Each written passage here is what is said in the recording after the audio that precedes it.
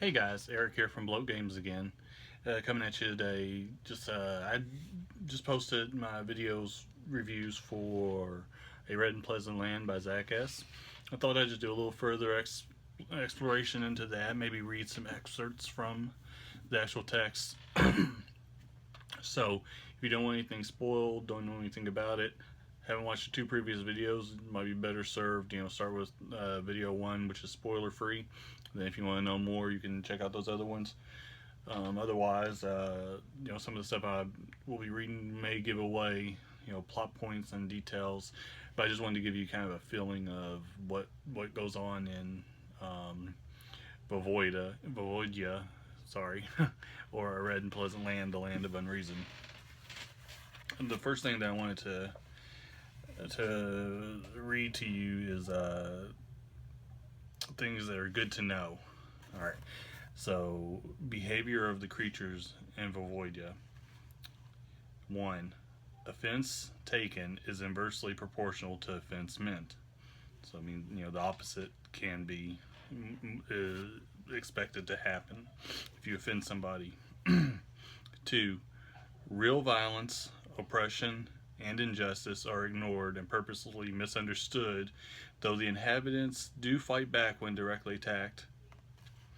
Minor, accidental, or imagined breaches of etiquette are met with violence, oppression, and injustice. 3. In all situations, including trials, tangents are treated as more important than purported purpose of the conversation. 4. Everyone is difficult. 5. No one is unalterably hostile. 6. No one can be made to understand anything. And 7. Information the creatures provide is usually accurate. So just to give you that gives you kind of an idea of the working internal logic of when dealing with NPCs, kind of what you go up against. Here's a little excerpt just to that kind of shows off the writing. It's one of the first things. It's kind of the introduction to the Red and Pleasant Land. Some women, some men, and most children know that dreams leak. A lifetime of thinking it that way in your sleep can make a drawer or a drafting table 3 or 4 inches wider on one side. But there are longer lives than ours and longer dreams. There is a red king, and he is terrible and he is tall. He wears a red crown. The long red years have made him strange, and he hides from the sun, sleeping his strange dreams, making unseen days stranger. Sleeping, he dreams of ruin and distortion, of an anti-land, reversed and red. When he opens his red eyes in the red night, there in his red land, it is inverted, rigid, and wrong. There is a cruel heart queen.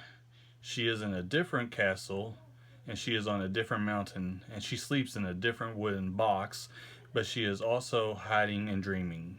She dreams into being a world of unending, unbeginning, with wonder and murder, disruption and unreason.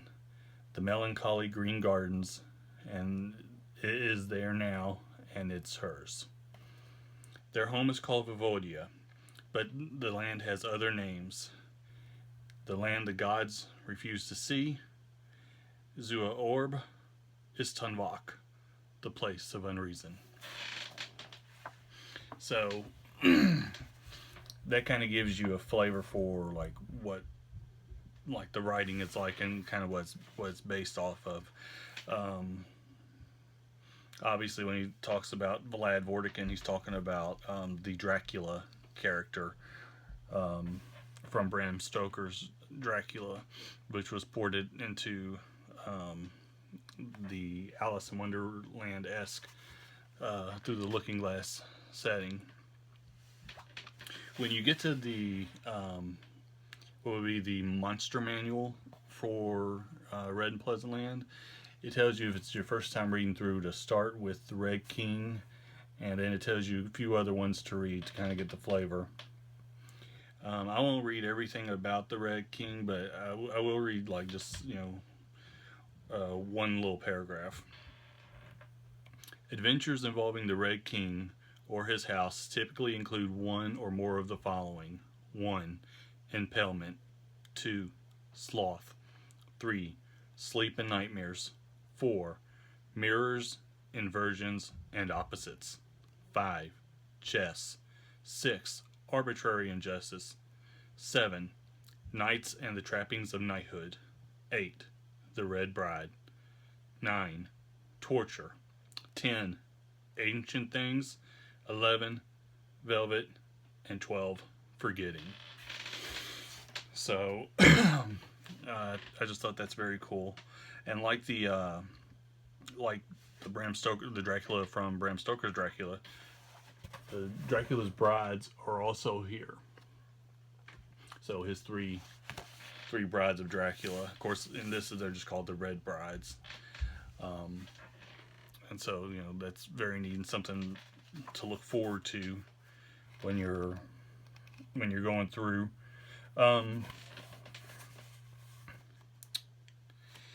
Then just to give you a idea of or another sampling of the writing that's in it, that has a portion called "The Land Now," and this is just describing what the land actually looks like. Okay, so it says, imagine you are looking down at a map or at the land with a satellite eye. Imagine a grid or lattice laid over the land. The graph paper lines are rivers, and the hedgerows narrow as alleyways, running at angles, defining squares the size of city blocks. Now build in your mind tall buildings of different heights. Up from these neighboring square foundations, one big skyscraper in each. In stone or in a medieval style, some 10, some 20 stories high. Give them gardens on their roofs and across their terraced balconies. Now link them with bridges. Now destroy them with time. So,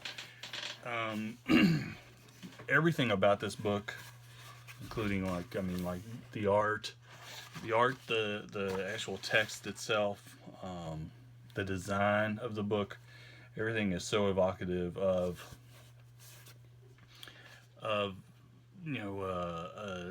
imagery of a red and pleasant land. So again, highly recommend checking out this book. Highly recommend running your players through it. If you like this video or any of my videos, please click the like button and subscribe. If you want to hear me talk more about the Red and Pleasant Land, just let me know. I'll be more than happy to do that. If you had experience running through Red and Pleasant Land, or if you've read it yourself, I'd love to hear other people's opinions on it. Anyways, people, have a wonderful day and good gaming.